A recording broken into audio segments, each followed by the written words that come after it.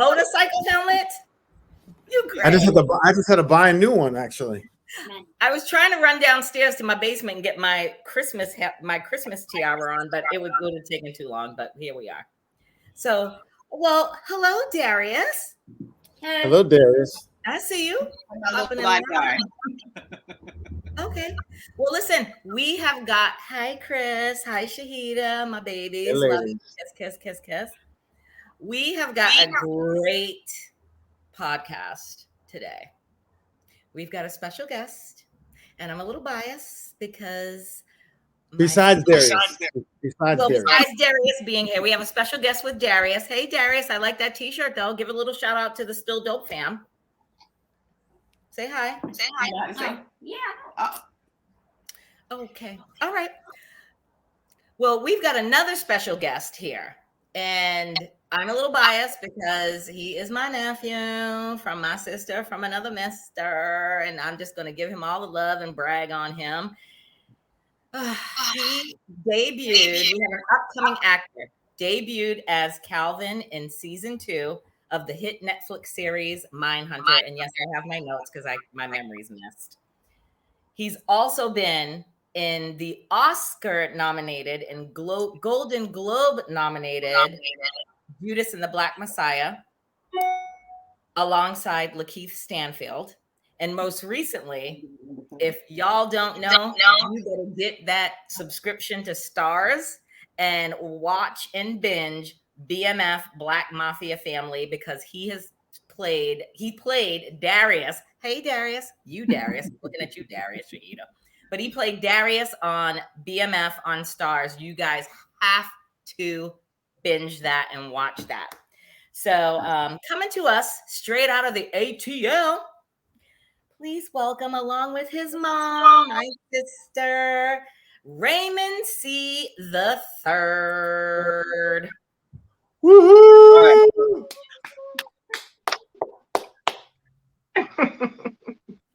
Hi, Raymond. Hi. How are you? He said hi. Hi. His voice all changed. Hi, how you doing? I'm a grown man now at this point. Came from the chest. Come from the chest. He said hi. Yeah. Hi. That's the way you say it, Raymond. Good job. That's what I'm talking about. With confidence, with the verb, with gravitas. Do you know what gravitas means? Gravitas is a Latin word that means like weight, heaviness, like Denzel, Morgan Freeman have gravitas. James Earl Jones. Do you know who James Earl Jones is? Okay, let me. I'm sorry. I know we have a set thing. Let me tell you one thing first, Raymond. You need, if you're going to be a great actor, if you're on your way to being a great actor, you have to know who are the people there before you. Not only regular actors, but especially Sidney Poitier, Moses Gunn. I'm talking about real African-American actors who have paved the way for us to have even a platform to be an actor. Sidney Poitier, you got to watch any of his things that he did when no other Black folks were getting even close to getting major roles in films. Guess Who's Coming to Dinner? You got to watch that. You got to watch Lilies of the Field. He won the Oscar for Lilies of the Field. And even if it's not your style or your type of thing, just the movie itself and seeing a Black man who has gravitas. He's a man's man. He's gravitas. You got to start watching. So your homework is to start watching things that you wouldn't necessarily normally watch, but things that you're like, oh, wow, because all the great actors before you, Denzel, all those people before you, that's all they do. They studied those actors because that's all they really had at that point. So that was just my first hint of the day, tip of the day. And know your actors. So if you run into Sidney Poitier, who's in his 90s right now, and you got a chance to meet him, I want you to be able to go, I know who you are. They call me Mr. Tibbs. You'll get that later. I'll give you. I'll make a list for you of films that you need to see. Just a good film. Anyway, let's go ahead. Sorry, Tahita. I mean, Tahita. Well, that's where my head is right now. I combine the two of you to Tahita. Okay. It's okay, Coach. That's kind of a good name, though, Tahita. I like it. I actually like it. So, Shahida, did you want to say something? Well, I mean, I know we talked about the stuff that he's been in, and I know this was his first role, but it was my favorite TV show, the Netflix. What was it? Mind Killer? No. I thought you said, was it Raising Dion or Mindhunter? No, it was Mindhunter. I thought that was his first one. Mindhunter, yes. Mindhunter was the first. And and when I went back and I looked at it, I remembered him so well. I'm like, I love that show. I'm upset that it was actually canceled, but you did excellent. You did the Atlanta Killing bit, and it was really good. And how old were you? That was 3 years ago, right? You were 13. You 13? Oh wow. 13. I read for the Atlanta one, playing the mayor of Atlanta at the time. Oh, nice. You were excellent for that. Yeah, but I didn't look anything like him. But anyway, but so also Raymond, who was your director in that?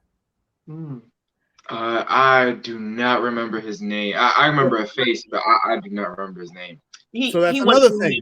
Yeah. Anytime that you're working on something, you go after you're done shooting or whatever, you go up to the director and the producers and you thank them for putting you on the show, because they will remember you. Even if you did great work, they will remember you. And then the next time when you read for something, and if it's David Fincher and they know who you are, and you can say, "Hi, Mr. Fincher, I was so and so and so," that you have some sort of, this business is about relationships as well. Mm-hmm. And the more things that you work on, and the more people, I make a point of any job that I do I go to everybody on the set as soon as I'm done. I know I look like a fool, but I take 5 to 10 minutes. The grips, you know what a grip is? You know what a best boy is? You know what a dolly? You got to know who are all these different facets of who's working on, the gaffers, the best boys, the PAs. Make a point of knowing every single one and thank every single one of them, so they remember you. They see your face and they go, "Oh yeah, we worked together on so-and-so." I was on a show the other day, this summer, and I had 4 people from 4 different shows I had worked on that all remembered me. They're like, "We worked together on so-and-so. We worked together." I was like, "Oh, that's right. I remember you." It's always really important to know the directors that you're working with and the producers who you're working with, because they give you the job. And the directors can sometimes, "Oh, I remember this one kid was on Mindhunter that he was really good as, I wonder what he's like now. I need a 17-year-old now, or, who'd be perfect for this. I got the guy." So the more that you make those connections and know who you're working with, because if you go on for an audition and you already auditioned for David Fincher the first time, but you didn't know who the person was and you recognize his face, but you got to know who they are. Does that make sense? So it's not even also just about the acting work. It's about the business behind the acting work. For you to get the acting work, you got to know the business too.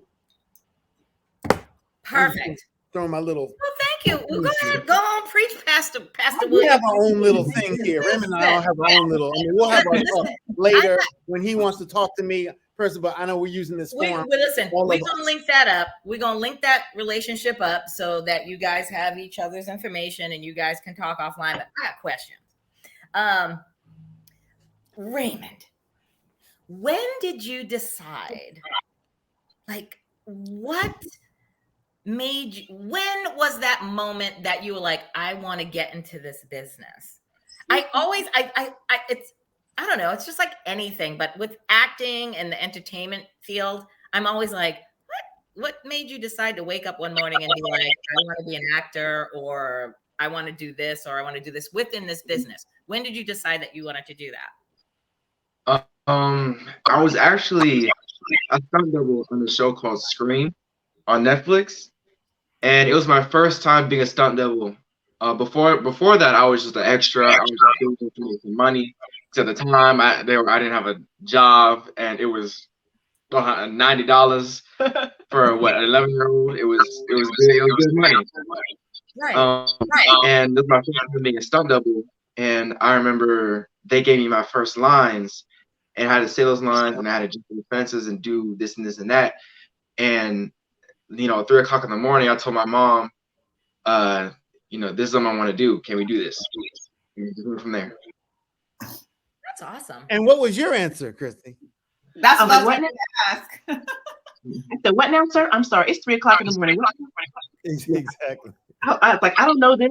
I don't know anything about this. We are out here because it's cute and fun, but I don't know about this, So we had a conversation. I mean, he's at that time 12, 13 years old. I'm like, first of all, he's excited because he's outdoors, middle of the night. They give him permission to jump off cars and climb fences and run over stuff, and they film it and tell him to do it repeatedly.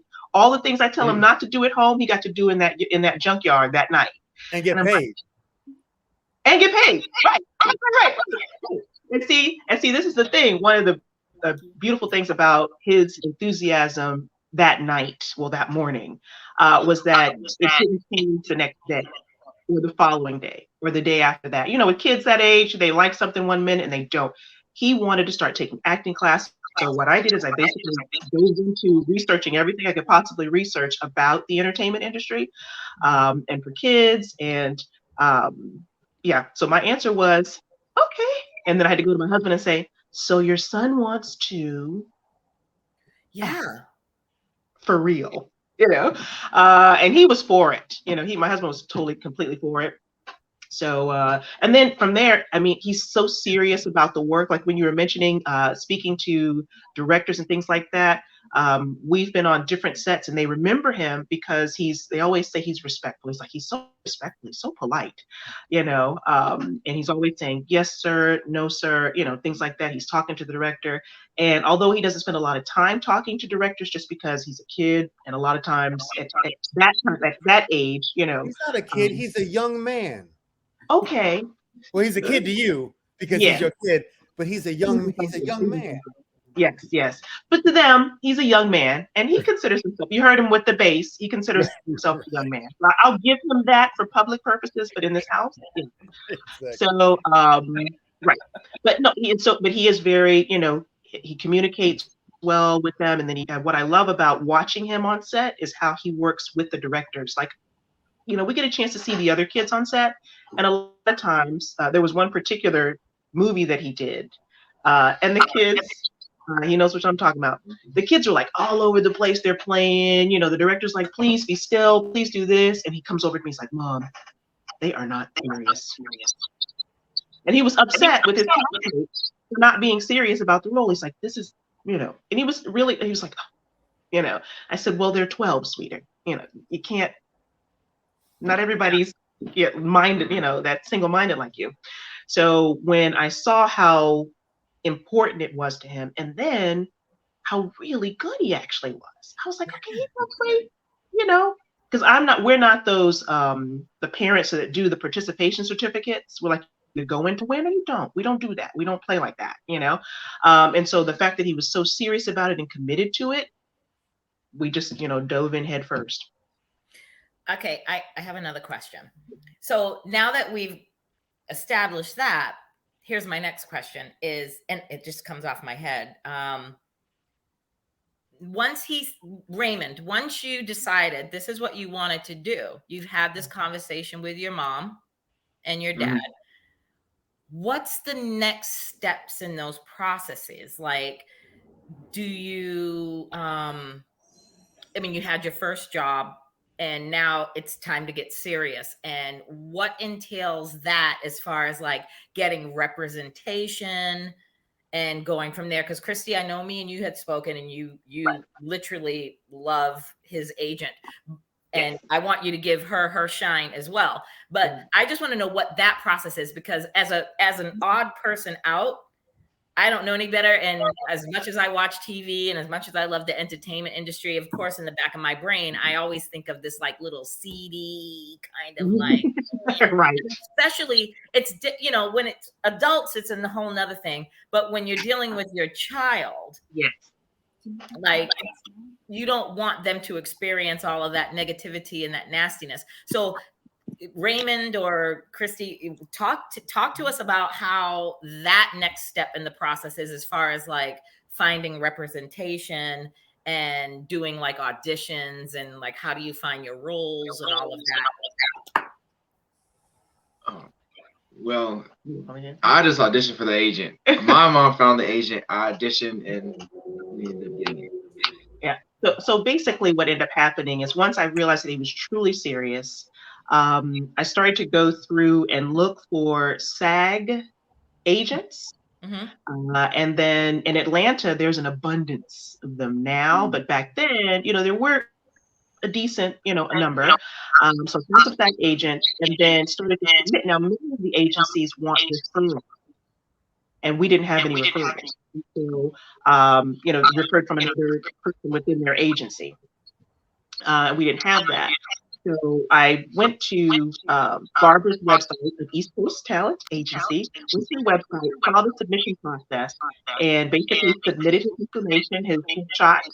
She sent me an email and said, "We're interested, but we need to see him on film." She sent 2 scripts, one that was a commercial and another one that was a serious role where he had to pretend like his parents got a divorce. We recorded both of those, and within minutes, she sent over the contract.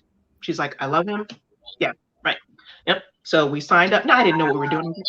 Now I read contracts. So I'm like reading every fine print. I'm reading it back and forth. I, marinate in it a little bit before we signed it. But I mean, and then probably a couple of days later, she sent him an audition for Queen Sugar. She sent, yes, his first audition was Queen Sugar. So she's no joke. She's sending auditions. She's not sending YMCA play auditions. She's sending, like he just recently auditioned for Emmett Till to play Emmett, but the gentleman, the young boy from All American got it. He was great. I mean, we love him, what I love about him is he has that same, like, yeah, man, if it's not for me, he's open to, he's waiting for what's for him, which is great. He's got that. He's not like, oh man, he's like, oh yeah. And I'm thinking you're in the same category, you're auditioning with the same level. So it's kind of cool. And then, gosh, I can't think of all the other auditions he's done, but she's brought him some fantastic, he's got great callbacks, and it's really her work. Now she is a beast. I mean, she's like hardcore for you, but she's very particular and strict. She's been in the industry 20 plus years. So we basically do, after he was signed, we just do whatever she tells us to do. So when you audition, Raymond, do you go to her office and do the audition or the read for her, or do you just record it in your home and then send it? Well, but we first started auditioning, we used to go to a studio and get it professionally, filmed, and I got coached up. The person that was helping us, he was an actor as well, so it helped a lot with, nerves and knowing what the script is and what's actually going on. But as soon as I started to get into the craft and start doing it on my own, and saw how much it costed, we ended up just like in our basement. We just put up a gray sheet, got a tripod and a few lights. And here we are now. I'll tell you how it actually happened. So we were going to the guy, right? I'm not going to say his name. We were going to the guy, and Raymond had this, I don't know if it was a Nickelodeon audition, but it was a bigger, one of the big auditions. And in the script, I read every word for everything, before we give it to him. So we don't accept every audition because everything's not for him. But this one was. So I'm reading everything, and it says he has to do a little dance, right? So I'm his reading partner. We rehearse before we go, right? So they have a little dance. So he makes up this little dance. And then when I get the audition from the guy, there's no dance. So we truck back up to the office and say, hey, we forgot the dance. He's like, no, it's not in there. It's not a dance. I was like, oh, sir. The worst thing you can do for a casting director is not do what they tell you to do, right? If they say dance and you don't dance, that's a challenge, and so long story short, he insisted that it wasn't so we went somewhere else last minute, paid for twice for the audition, and I said, you know what, my husband's like, you know what, we could do this ourselves. And we had we bought the lights, we had the proper equipment, a gray sheet. It's quiet down there. It looks like the same. I was like, we could do the exact same setup. Yeah. And we started filming in the basement, basically. That's awesome. That is awesome. Yeah, he landed the Netflix one and the Judas and Black Mafia Family from our basement. Do you have a scrim now instead of the sheets? Nope, we didn't buy one of those yet. Those are good. Oh yeah, you have a let me see what you got. I like look at the front. Look at that speed. Yes. Oh yes, one of those. Yes. We have not purchased one of those yet. They're pretty cheap. They're pretty, but it makes such a difference. It does. Okay. The more professional that took years to learn how to do that, by the way. You were quick with it. You were quick with it. That's for the background when you're my auditions. Background. Oh, okay. I love it. Yeah. So what we'll get one of those. Yes. Yeah. Because the more professional it looks, even though you went, the better they know that you're working and they know that that you're investing in your work. So where can he get that? Is that an Amazon thing? Amazon, yeah. Oh, okay. I've seen them. I just need to get one. I'll definitely get one. Yeah, that's awesome. Well, actually, Connie was going to get one for Christmas for you, I believe. Okay. Let me get on Amazon right now, and you're going to have to text me what the name of that is. Yeah. So, got a question. also, go ahead, Shanita, because I got a list of questions. So go ahead. I know you do. But I'm always interested in knowing when you get that first job, and how did you feel? How did you prepare for it? Mom, when you heard he got that first job, how did you feel and how did you prepare him for it? Because that's like complete unknown at that point. Yes. Mm-hmm. You want to answer first? Well, my first job, it was really just trying not to get nervous. It was really remembering that this is my job and this is what I'm supposed to do. At 13. Yes. Mm-hmm. And that's really all there was to it, and just knowing my lines and doing my job. So that's the right answer too. It didn't make you sweat, because I'm thinking I did one play. Okay. And when I tell you how bad I sweat backstage and how horrible I thought I did, but so you at 13 did better than me, a grown woman. No sweating, nothing. I was a little nervous, but I wasn't, panicking. How many takes did it take for you to do that first scene? How many takes? Shoot, probably like it depends on each shot.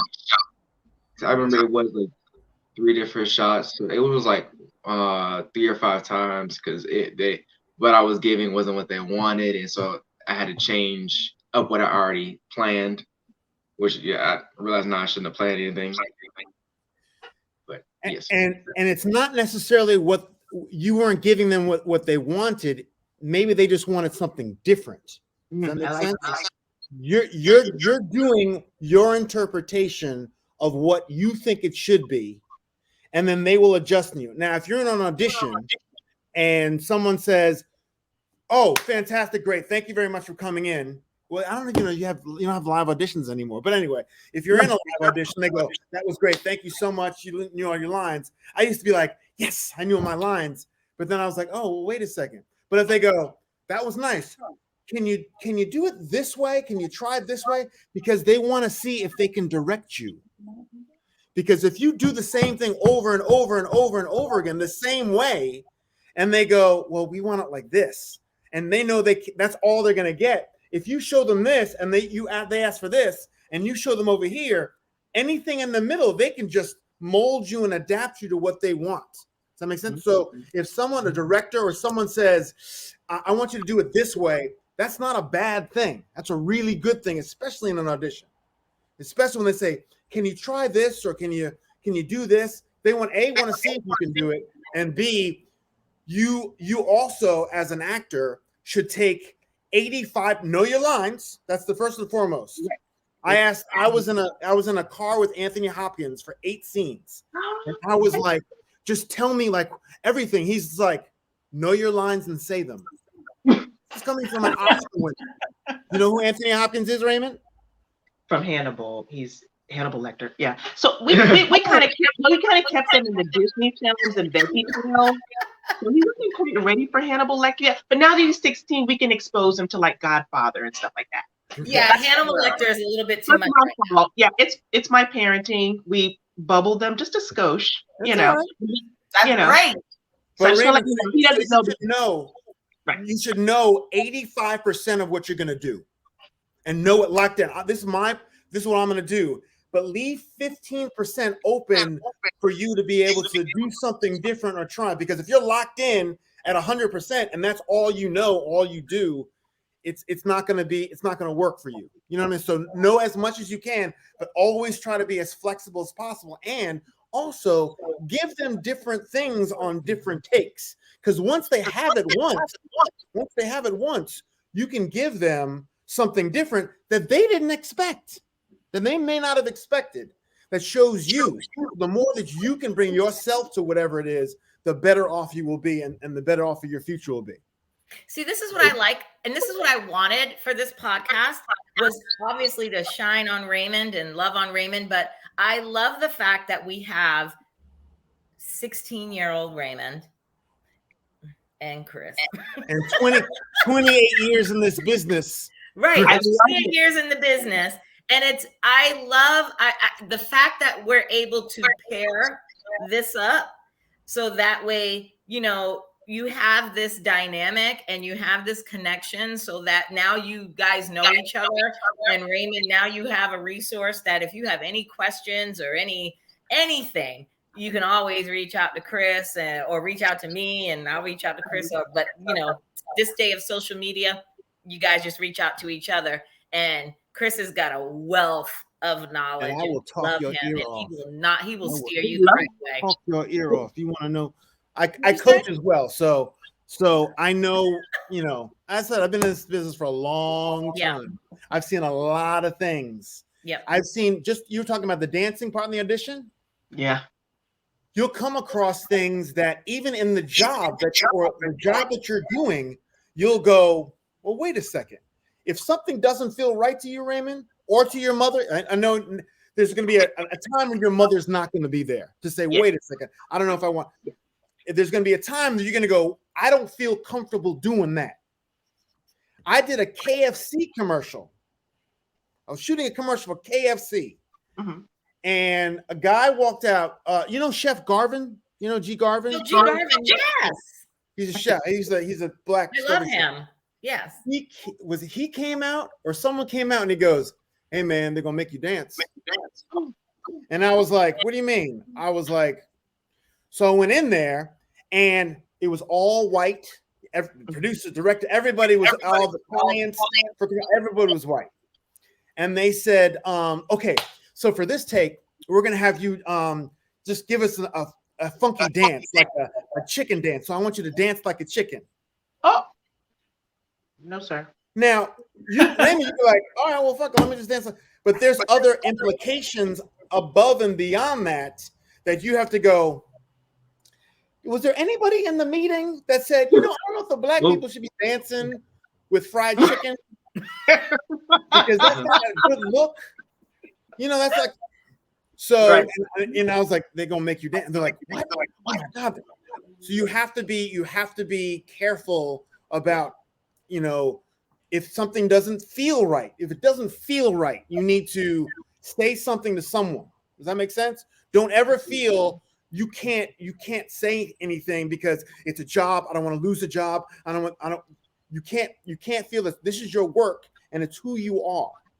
And it's who you are in terms of you're representing yourself in your work. So if something feels uncomfortable to you, always say something. Say something to your mom. Even if she's not on set, once you get to a certain age, call her up and say, what do you think about this? Before you sign a contract, before you do whatever you need to do, it's got to feel right to you.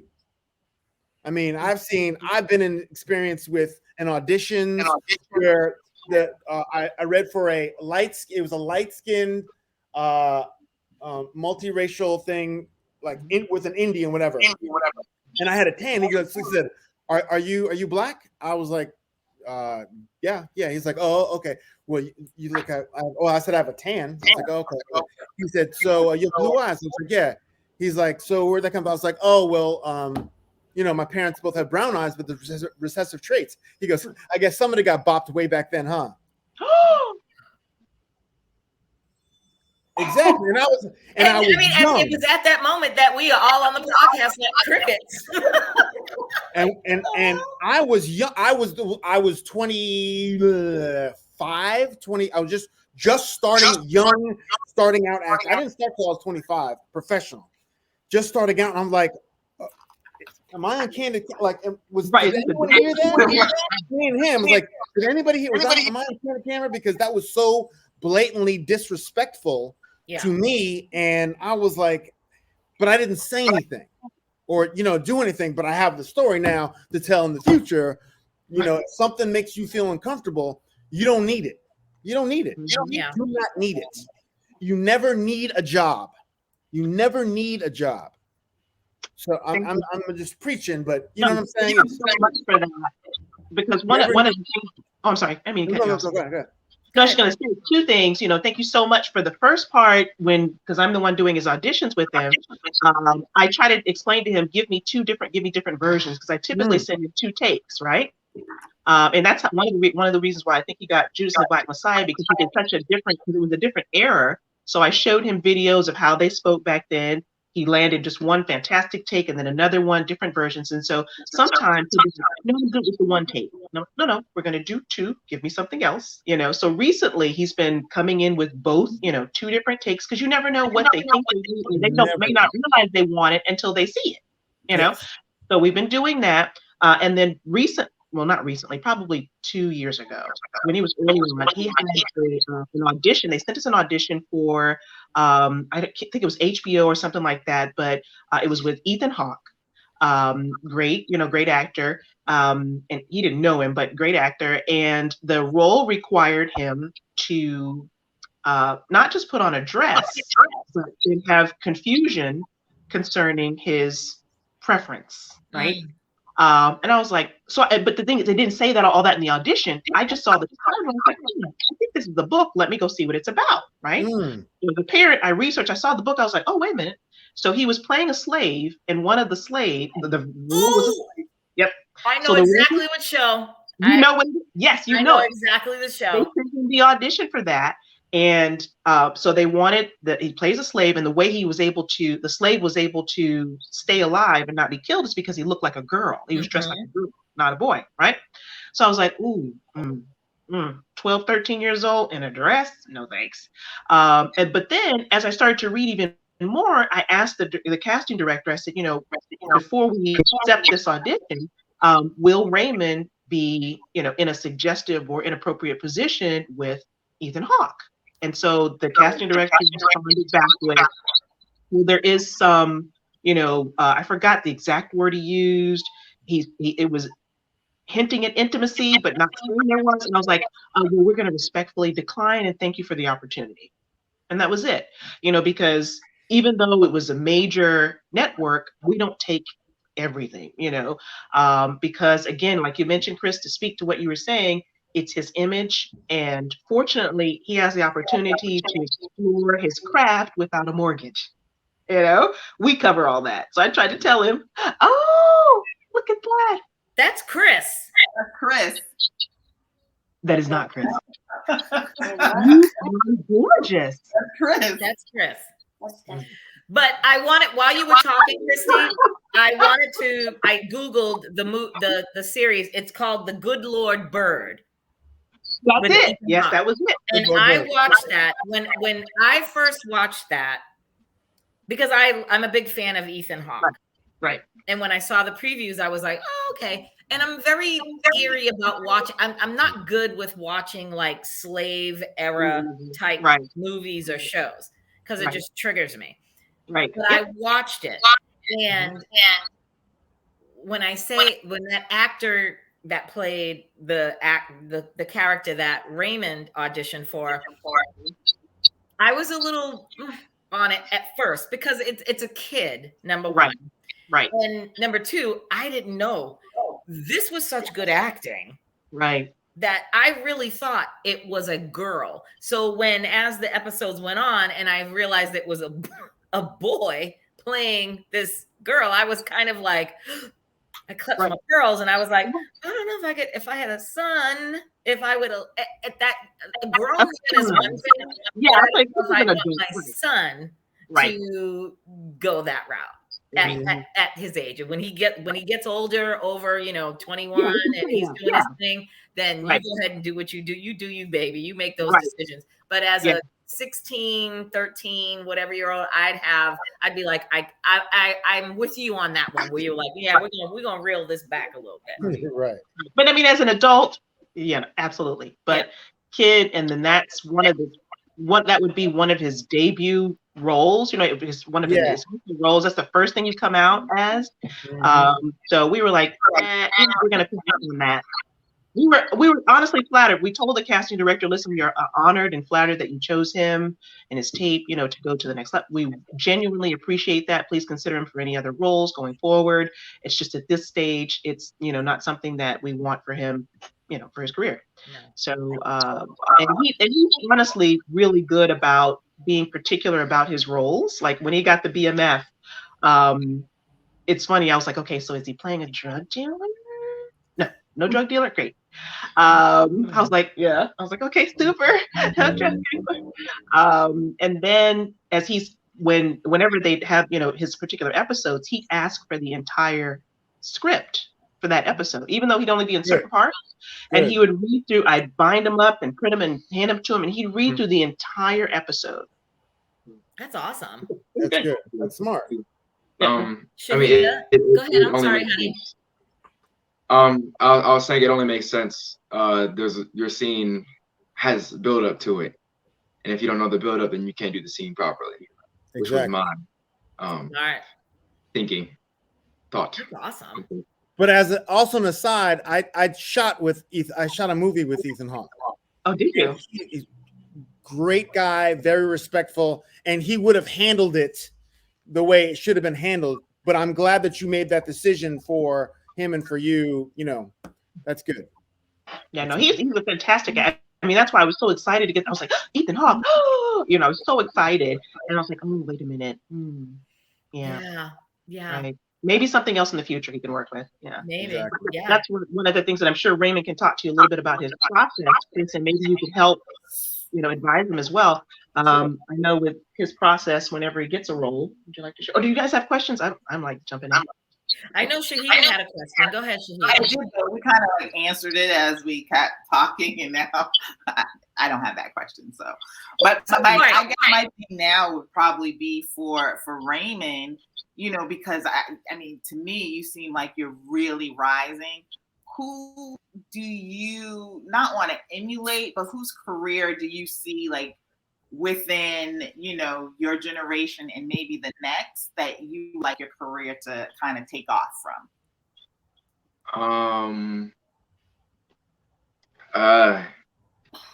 It's not. I wouldn't. I'm not sure there's anyone I would emulate. I kind of just want to build up. I want my own story and my own. I want to have my own career. I don't need anyone else's. Good. Do you have any actor or actress that you really like at this moment? Well, I mean, Denzel. His son. LaKeith. Yeah. Pretty much just those three. Yeah. All right. So I have a question. Go ahead. Go ahead, Shahida. On that same vein that I was just asking, because I know if I was 13 or 16 or 17, I would want to be in the Marvel universe. How bad do you want that? Really, Shahida, you had to bring up the Marvel. You I just wanted to can't let be. a conversation go by without bringing up the Marvels. Oh Lord, this girl Since loves Marvels. 1977. Since 1977. Yes, especially I still do. I still want to be a Marvel, There you but go. then I wanted it really badly, and I still do. I still do. I am rooting for you because Thank you. the more we see of Marvel with people that look like us, let me tell you, this kid, when he saw the first Miles Morales, he came home and was doing push-ups with the weights because he was just like, I can be Spider-Man. I can be Spider-Man. So And it was at that moment that Darius exited the picture because you done just embarrassed him. Come back, Darius. Right? Darius, don't go, Darius. I'm trying to behave and not say any cuss words. But no, I'm rooting for you for that because I feel like, to me, that would be just the creme of the law. That would be perfect for any actor, especially a young one. So. Yes. Okay, so I had a question with Christy. Obviously, me and Christy go way back, way back. So I know your parenting style. So when I binge watched Black Mafia Family, of course, it's different when you watch a show that you don't know, you just watch it. I don't have a vested interest in it because I don't know anybody in it. So personally, I should say. But I watched BMF and it is a great series. I can't tell. After I've binged it, I've told anybody with an ear, I'm like, y'all got to go watch BMF on Starz. But as I was watching it, great cast. I will say Russell Hornsby, Raymond, is one of my favorite actors of all time. He is, I'll say he's one of the most underrated or underappreciated actors. Like he should really, he needs his coins and he needs his accolades because he is amazing. Everything that he's in, I watch. I don't care what it is. But back to the show, as I'm watching it, I'm saying to myself, "Ooh, okay." And of course, when Raymond came on as Darius, I was like, "Yay!" And I had to rewind it back like 100 times to rewatch you again and rewatch you again. And but I'm saying to myself, was he able to watch the series though? That's my girl, because I was like, I'm watching the series and I'm like, with certain things and stuff. I was like, is Chris? I'm like, okay, I'm loving me some Raymond in this, but I'm like, did allow him to watch the series? No, nope, absolutely not. Well, the good thing about him, though, in all honesty, he actually doesn't even like to watch himself. I have to make him watch himself. And I'm not kidding. I was like, Raymond, after I finished watching, see the parts, Judas in the back side, he's like, I don't need to see it. I was like, look, you need to see how it turned out, sir. But he just gets, you see how he cringes with the thought of seeing himself, right? Black Mafia Family. I was like, oh my gosh, it's so good. Oh my, I mean, this is, I'm hard on them. I make sure that I'm like, look, if you come in with it, this is our name. You coming out this house. You ain't gonna, it's not gonna be play, right? I was like, oh my God, you did such a good job. And we're on set and the directors are like, oh wow, he nailed it, so quickly, and all that stuff. And just excited, I was genuinely excited. So I was like, you need to watch. He's like, oh, so he sat down, made him watch, he's like watching it like this. And he's like, when he sat on the chair, when he sat with the little girl in the scene where they're talking, and the brother, he's like, oh, I hate that part. He hated it. That part's actually like, it's actually like cringeworthy. Like it's the awkwardness. I can smell it. That is too funny. That is too funny. Yeah, I'm glad that you brought. Yeah, I'm glad that you said that because I literally, I was watching that and I was like, certain scenes in certain episodes, I was like, They weren't for me. Work, you know, I like was old enough for it. do you allow him, or I'm thinking he's acting in it, he's in the series, like I guess that gives him a pass to watch it, but I already it doesn't. We don't. No. Yeah, I was like, look, great show. Your dad and I like it. We'll watch it before it closes, and then when his part comes up, we're like, here you are, and then he goes away after that. Yeah, no. We're still trying to preserve just a little. I know there's so much out there right now. We're trying to give them an opportunity to preserve a little bit of the youth, because once it's over, it's over. You know, you only have this much. You have this much time to be a kid. You know, this much time to be a kid. So we're trying to keep them in that lane, you know, for as long as possible. And I mean, we you know, the title is Black Mafia Family. So there were some questions. We were like, okay, so exactly what is Darius going to do? And then we realized, you know, as we read through the script, he was not a drug dealer. He wasn't going to be sleeping with anybody. He had the little, you know, peck kiss, which was great, you know, classic. And so, you know, we were comfortable in that. So of course we get, you know, my 93-year-old grandmother's still alive. My grandfather, I was like, you know, y'all really should. I'm going to send you Raymond's part. Okay? Right? Because even my parents, they were like, what episode is he in? Because they watched the first episode. They're like, what episode is he in? We'll just watch that one. Yeah. And that's what happened. You know, I was like, he's on 4 and 6, and I'm going to send you the clip. And that's it. Right. Yeah. Right? And that was it. Shahida, what you got? I really love to hear that you're so involved and have such command over not only, you know, his career, but person, you know, how you want him to be perceived outside of this. I'll mess that all up. And I was listening to what's her name, Marcys Parents. Oh yes, yes, love her. I really like, you know, how they do the same thing. Do you ever get any pushback from, you know, the studios or agents or everything about, can you do? So can you speak on that for a second? Absolutely, all the time. As a matter of fact, my husband went because it was out of town for Netflix, the Mindhunter. So in the script, he had to make a suggestion about how a pedophile did something, right? So on set, my husband said to the director, he said, listen, it's my son, young kid, you know, can we adjust it? And they adjusted it on the set.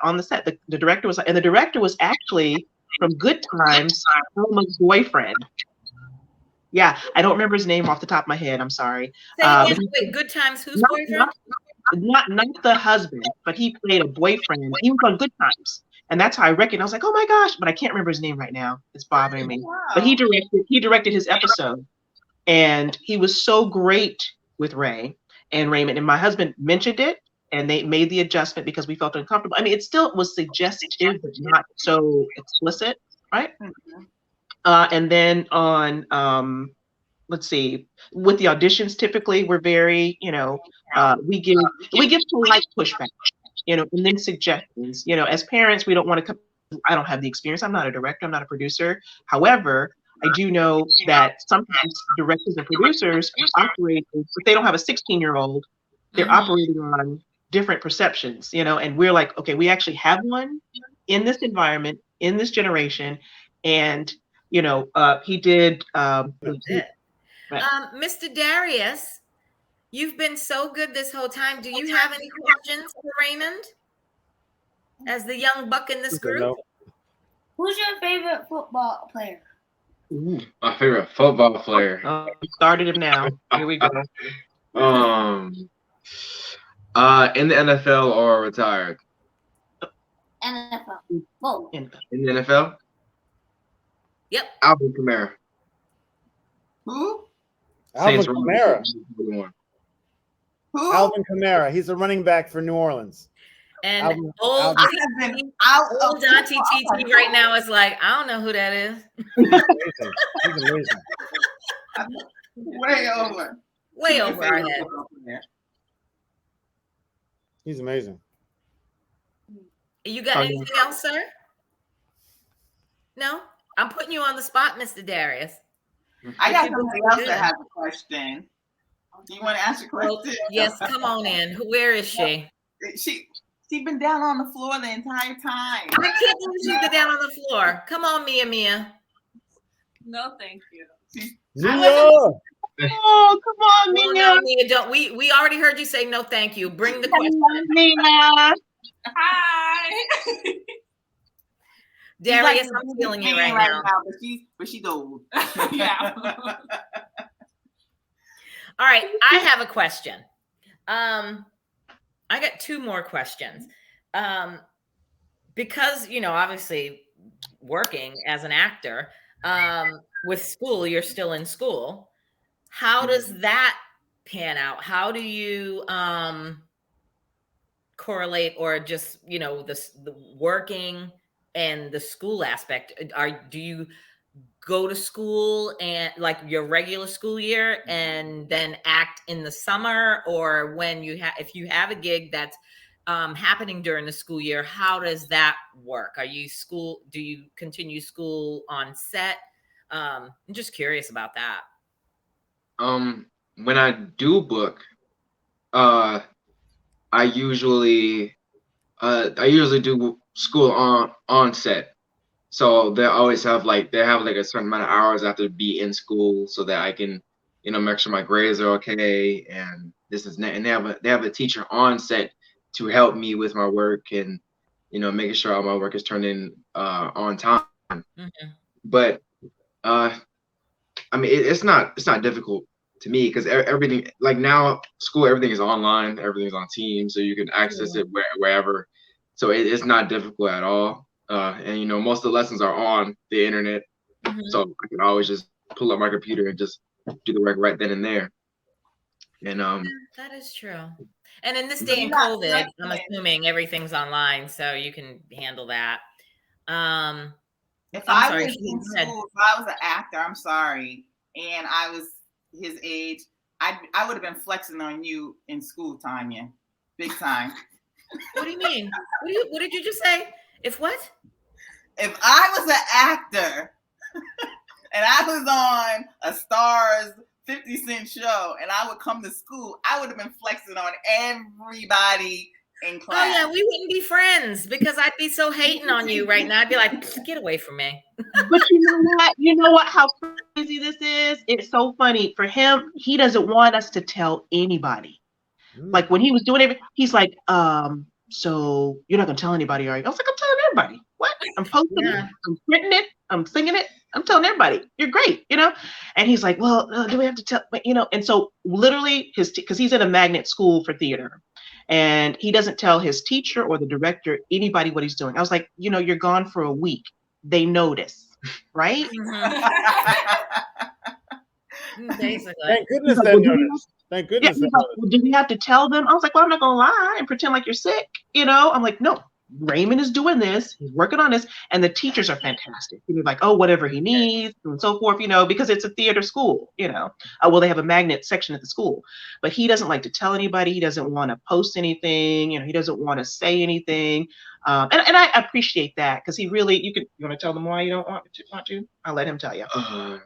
No. I don't really. Well, okay. But the reason changed for years. At first, I didn't want to tell people because I wasn't at where I wanted to be at the moment, so I didn't want anyone to know. And now it's just, to me, it's I don't want to be conky. I don't want to like not what is it? The attention. I don't want the attention. And I rather just call it what it is, bro. Nephew, you don't want them. Come on, Christy. You don't want them girls in them streets talking about, hey, Raymond. Look, in the streets would be nice. I'm like looking at his because I managed part of his post, right? And in the DM, I'm like, no, yes, I'm not gonna sit because we're live and we have a little young one there. But there's the DM. I was like, little girl, you look like you have a mortgage. Go. No, some of these old women. I was like, oh, he is a child. Yeah. I was like, he's a child. Somebody call Chris Hansen. Somebody call Chris Hansen because this is How to Catch a Predator up in here. I was like, what does it say? And now most of them are very, a lot of the kids that DM him, like, congratulations, you did a great job. Can you tell me a little bit about how you did this? I'm looking to it. Most of it's that. But then there are the girls that, are showing flesh. I'm like, delete, block, So yeah, it's not. I'm like, and I try not to be that parent, but I actually think I am. I think But I'm. you have to You should be. that parent. You have to be that parent because, listen, we're adults on social media, and we see the nonsense that's out there all the time. I'm nobody. I'm just regular old Tanya, and I see on other people's pages just the comments that are made and stuff like that. So I can only imagine, or I can't even imagine what it's like to be in the spotlight or be in, an actor in this business, that you've got people just coming at you left and right just because of what you do and who you are. So that's why, for me, I mean, I love my friendship with Chris. I love my familyship with you and Raymond, but that's a business that I've always said I just could never get into because I love my privacy, and I just don't have the I consider myself to be a confident person, but I can honestly say that I don't have the self-esteem or the confidence to be in that public spotlight where people are just like, we're going to say this about you or this about you or anything. And that would just hurt my feelings. Hell, we got the podcast. Okay. And people have gone on our YouTube page and have gone in on me. And I'm like, I'm sorry. I'll try to change or whatever. And I'm just like, wait till you're on Wendy Williams. Oh, that's true. Yeah. Wow. So I got my one final question, and then I'll hand it over to Sheeta and Chris. I just got one final question. Raymond, I know you're still young in this business, and this might be a loaded question, but have you ever thought of like your future? Like, what have you thought about future goals outside of acting? Like, would you ever want to produce, direct, get behind the camera? What are your future goals? Is this long-term for you? Do you want to stay in this business for the long haul? Yes, I do. Okay. I want to act, produce, direct. I want to do it. I want to do it all at some point in my life. Right now, I'm just acting and, credits, maybe win some awards, and then I want to get into acting and producing and making my own shows and films and movies. Have you been writing at all? I've been trying to start. Well, okay. First, I have a really trouble writing like when I want to write. Because usually when an idea comes to me, you're never gonna want to write. By the way, just so you know, you're never gonna want to write. Just telling you that right now from the beginning. It's not like, what, I want to write right now. It's never going to happen that way. Yes. Especially if it's something you have to write. But anyway, go ahead. Yes, I realize that now. When I have an idea, I write it out in my notes and I go back to it, and then I'll start writing a scene. But I've never finished anything. And I've never finished anything because of school, or I gotta learn a play. I gotta do homework, so I never really got around to it. Something that'd be helpful. I'm sorry, Sheeta, you want to say? Well, no, go ahead. Give him your advice. You can get speech to text on computer or whatever. If you don't have the time and you have 15 minutes a day or whatever, if you just talk into your computer or your phone, it'll write it out for you. And there's free things that'll do that for you. Otter.something that I have that you can just literally have this whole conversation in text form. So if you don't feel like writing, you can be like, okay, I have this idea for so-and-so. And they'll say, okay, I have this idea. A man is so-and-so, a 16-year-old, he gets into trouble, all that kind of stuff. So that could help as well. But the more that you can write for yourself or your ideas, the more it'll solidify who you are, what you like, what direction you want to go in, And also, it's nice to be able to look back on that years later, and something might say, "Oh, I remember that idea that I had," and then you can develop it that way. You know, so always just get it down. Whatever it is, just get jotted. I have so many notes and things like, I got an idea for an auctioneer, and he is rapping is no whatever. You know what I mean? So just whatever it is, write it down or text, and you never know when it's going to come back. And eventually, when something inspires you, but it's always the actual process of doing it. You ask any writer, but the more that you do that, the more and if you have something that you're really excited about, then you can work on it more, and you can put it away and then come back to it. So yeah, Oh, okay. Okay. So Raymond, kind of piggybacking off what Chris said, when you think about writing, or when you think about, your career, what are the kind of things that you want to see on the screen, like on TV or in the movies, that you want to have some kind of like control over? What do you want to see, especially for young Black African Americans? What do you want to see? I just want to see something different. I don't know. Not like when it comes to shows for kids and like comedy. A lot of it is recycled and just press refresh. It's just a different. It's all the same, but just a different title. And I'll like to make something different, add my own kind of comedy to it, which I think would be funny and entertaining to the screen, and not just I mean I do like serious and like deep and smoky films, but I really want to make something that's just funny.